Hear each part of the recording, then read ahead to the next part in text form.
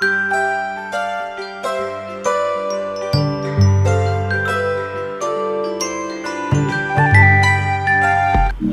Day viewers, welcome to Chinsa. ഇന്ന് ഞാൻ നിങ്ങൾക്ക് മുമ്പിൽ എത്തിയിരിക്കുന്നത് വലിയ ഒരു മീൻ അക്വേറിയമായിട്ടാണ്. ഇത് ചാവക്കാടുള്ള നമ്മുടെ അക്വേറിയമാണ്.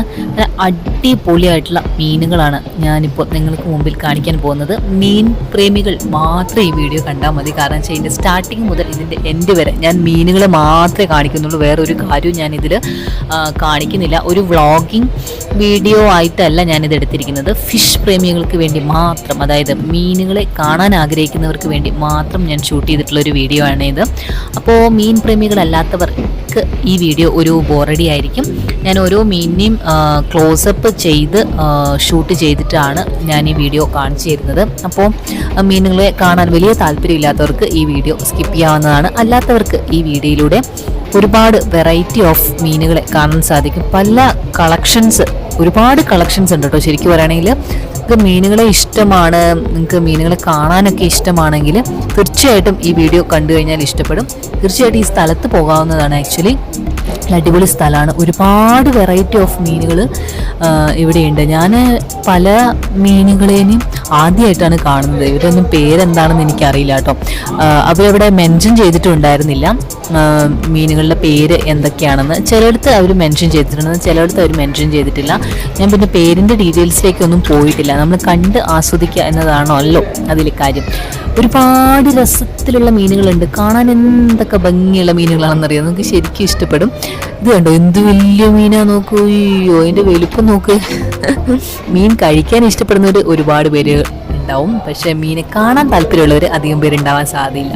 മലയാളികൾ എന്നൊക്കെ പറഞ്ഞാൽ തന്നെ ഒരു മീൻ കറി വെച്ച് കൂട്ടുന്നവരുടെ ടൈപ്പാണല്ലോ. ഞാൻ ഇവിടെ ഓഫീസിലൊക്കെ മലയാളികൾ എന്ന് പറയുമ്പോൾ ആദ്യം നിങ്ങൾക്ക് ഫിഷ് ഫ്രൈ, ഫിഷ് കറിയൊക്കെ വളരെ ഇഷ്ടമാണല്ലോ, ഫിഷ് പ്രേമികളുടെ നാടല്ലേ എന്നാണ് എല്ലാവരും ചോദിക്കുക. കേരളം എന്ന് പറഞ്ഞാൽ ഫിഷ് പ്രേമികളുടെ നാട് എന്നാണ് മിക്കവരുടെയും ഒരു ധാരണ. അത് കുറേയൊക്കെ സത്യമാണ് താനും, അല്ലേ? മീൻ ഇഷ്ടപ്പെടാത്തവരാരാണുള്ളത്? മീൻ കറി വെച്ചിട്ടും വറുത്തിട്ടും ഒക്കെ കഴിക്കുന്നവർ കൂടുതലും മലയാളികളാണെന്നാണ് എനിക്ക് തോന്നുന്നത്. എന്തായാലും ഒരുപാട് കളക്ഷൻസ് ഇവിടെ ഉണ്ടായിരുന്നു. ഒരുപാട് വെറൈറ്റി ഓഫ് മീനുകൾ ഇവിടെ നിങ്ങൾക്ക് കാണാൻ സാധിക്കും. ചില സ്ഥലത്തൊക്കെ വളരെ കൺജസ്റ്റഡ് ആയിട്ട് എല്ലാം കൂടി ഇങ്ങനെ ഇത് കണ്ടില്ലേ, ഒരുപാട് എല്ലാം കൂടി ഒരു മൂലയ്ക്ക് വന്ന് അടിഞ്ഞു കിടക്കുന്ന പോലെ ഉണ്ട്. സ്പേസിങ് പ്രോപ്പറായിട്ട് ഇല്ലാത്ത പോലെയാണ് അവർ കിടക്കുന്നുണ്ടായിരുന്നത്. പക്ഷേ സ്പേസിങ് ഒക്കെ ഉണ്ട് കേട്ടോ. പക്ഷെ എന്താണെന്നറിയില്ല, ചില മീനുകളെല്ലാം കൂടി ഒരുമിച്ച് അട്ട പിടിച്ച പോലെ കൂട്ടമായിട്ട് ഒരു മൂലയ്ക്ക് എടുക്കുന്നുണ്ട്. ചില സ്ഥലത്ത് എല്ലാം ബ്ലാങ്ക് ആയിരിക്കും. പിന്നെ പല വെറൈറ്റി ഓഫ് മീനുകൾ അവർ മിക്സ് ആൻഡ് മാച്ച് ചെയ്തിട്ടും ഇതിനകത്ത് ഡംപ് ചെയ്തിട്ടുണ്ട്. അപ്പോൾ അതുകൊണ്ട് മീനിൻ്റെ കൂട്ടത്തിൽ തന്നെ മീനല്ലാതെ വേറെയും പല ജീവികളെയും നിങ്ങൾക്ക് കാണാൻ സാധിക്കും. നേരത്തെ കണ്ടില്ലേ, ഒരു ഓറഞ്ച് കളറിലുള്ള സ്റ്റാർ ഫിഷ് പോലെയുള്ള ഒരു സാധനം.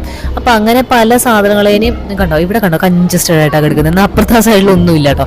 അതാ പറയുന്നത്, ചില സ്ഥലത്ത് ഭയങ്കര കൺജസ്റ്റഡ് ആയിട്ട് കിടക്കുന്നുണ്ട്, ചില സ്ഥലത്ത് കംപ്ലീറ്റ്ലി ബ്ലാങ്ക് ആയിരിക്കും. അങ്ങനെ ഭംഗിയിൽ കാണാൻ സാധിക്കും കേട്ടോ. അപ്പം ഇത് കണ്ടോ, എന്ത് രസമുള്ള മീനാണോ.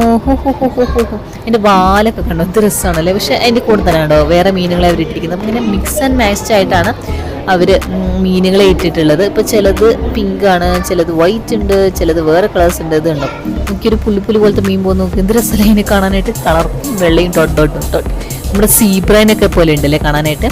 ഇത് സീബ്ര ഫിഷ് ഒന്നല്ല കേട്ടോ, സീബ്ര ഫിഷ് വേറെയാണ്. ഇത് വേറെ എന്തൊക്കെയോ വെറൈറ്റിയാണ്. ഞാൻ പറഞ്ഞല്ലോ, എനിക്ക് ഇതിൻ്റെ പേരൊന്നും അറിയില്ല.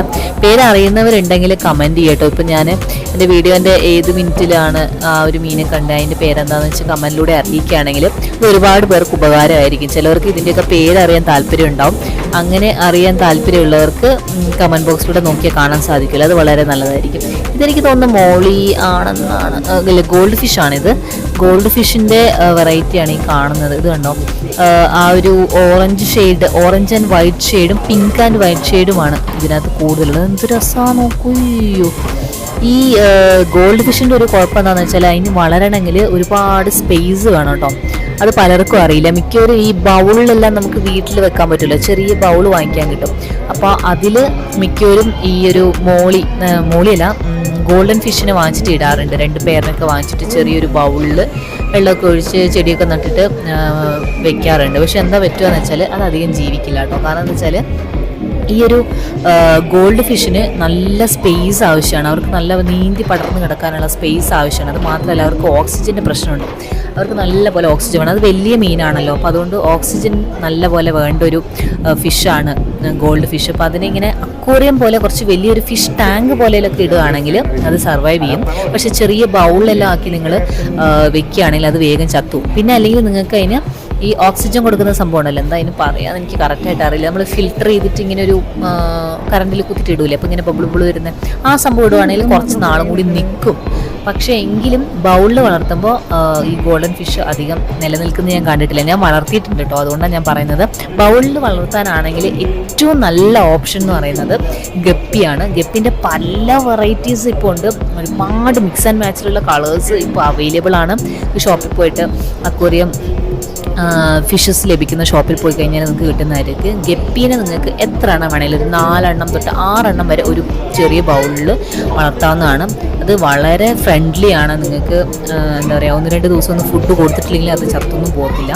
അങ്ങനെ ഒരു ഗുണം കൂടിയുണ്ട്. പിന്നെ അതിന് ഓക്സിജൻ അധികം ആവശ്യമില്ല, അതുകൊണ്ട് ആ ഫിൽറ്റർ ചെയ്യുന്ന ആ ഓക്സിജൻ്റെ ആ സംഭവം ഇടേണ്ട ആവശ്യമില്ല. അല്ലാതെ തന്നെ അത് ജീവിക്കും. പിന്നെ ചെറിയ ബൗളിലെല്ലാം വളർത്താം. അത് ചെറിയ മീനാണല്ലോ, അതുകൊണ്ട് തന്നെ ചെറിയ ബൗളിൽ തന്നെ അതിന് ജീവിക്കാൻ പറ്റും. അപ്പോൾ അത് നല്ലൊരു ഓപ്ഷനാണ്. നിങ്ങൾക്ക് മീൻ വളർത്താൻ താല്പര്യം ഉണ്ടെങ്കിൽ നിങ്ങൾക്ക് ഗപ്പി വെച്ച് സ്റ്റാർട്ട് ചെയ്യാവുന്നതാണ്. പിന്നെ അതുപോലെ നിങ്ങൾക്ക് സ്റ്റാർട്ട് ചെയ്യാൻ പറ്റുന്ന ഒരു മീനാണ് ഇത് ഫൈറ്റർ ആണെങ്കിൽ പെയറായിട്ട് ഇടാൻ പറ്റില്ല, നിങ്ങൾക്കറിയാലോ.